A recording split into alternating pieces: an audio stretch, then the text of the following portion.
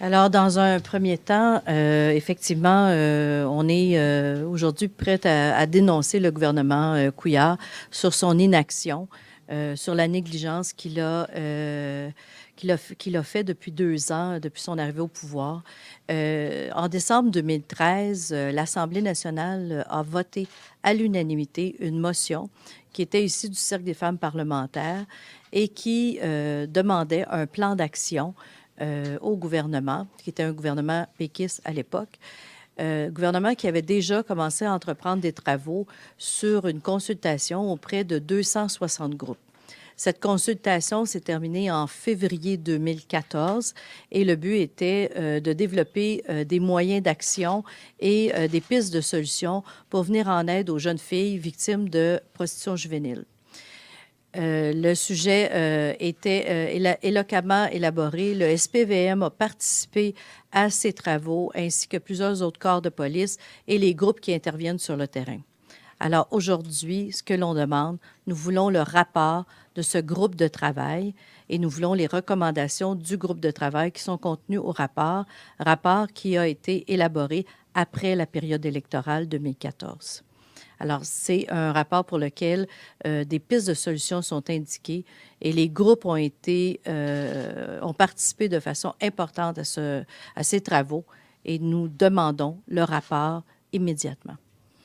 Au gouvernement, à l'époque, Agnès Maltais avait justement mis en place cette consultation. Elle avait confié le mandat à la députée de Sainte-Rose de faire le tour de tout ce qui existait en matière d'intervention.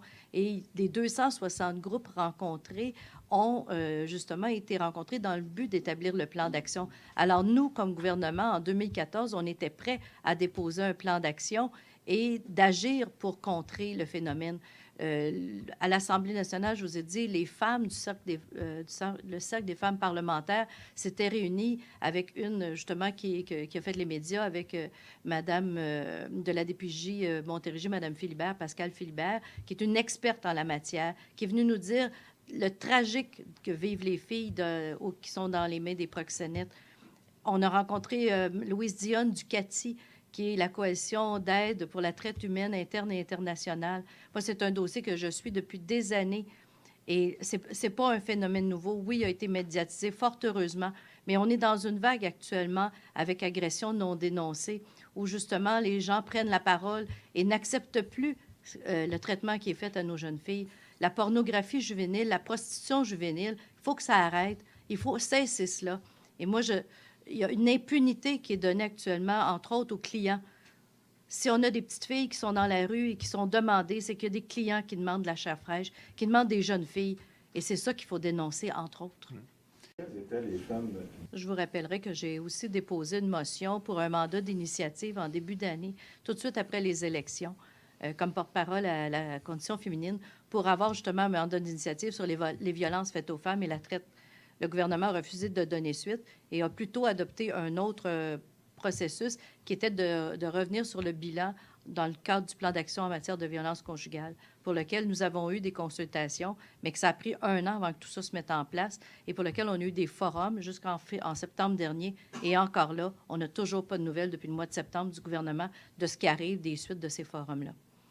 Alors, c'est un gouvernement qui n'agit pas, et là, on vient de commencer un processus, entre autres, sur les femmes autochtones. On a un mandat d'initiative pour les violences conjugales, la violence familiale et la violence sexuelle faite aux femmes autochtones. Là, nous poursuivons les travaux là-dessus.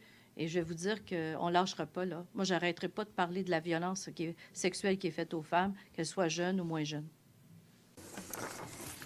Alors, notre déception est encore plus forte ce matin lorsqu'on entend la ministre annoncer des mesures qui auraient pu être annoncées il y a maintenant 2 ans. À preuve, un calendrier qui vous sera distribué, des travaux qui avaient été établis dans le cadre d'un plan d'action en exploitation pour contrer l'exploitation sexuelle. Alors, le plan, il est là, il est très clair.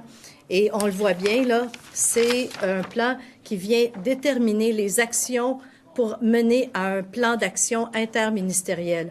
Alors, quand la ministre nous dit ce matin qu'elle vient d'avoir une bonne idée d'avoir un plan d'action interministériel, tout était là il y a 2 ans. Ils se sont traînés les pieds, Ils ont laissé les travaux sur la table, ils n'ont pas agi.